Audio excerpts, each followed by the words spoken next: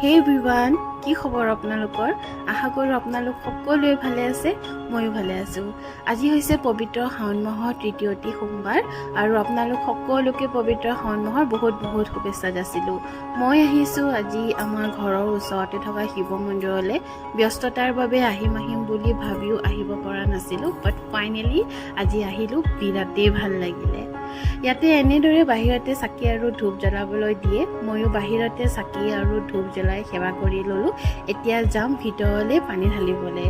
ভোলানাথ বাবাই যেন মোৰ লগতে আপোনালোক সকলোৰে মনৰ কামনা পূৰ্ণ কৰি তাকেই প্ৰাৰ্থনা কৰিলোঁ। চ' আজিলৈ আহিছোঁ মই আপোনালোকৰ ওচৰলৈ আকৌ আহি মোৰ অন্য এটি মিনি ব্লগ লৈ পেলাই। তেতিয়ালৈ আপোনালোক সকলোৱে সুস্থ থাকিব, হাঁহি থাকিব, হেপী থাকিব। Bye bye.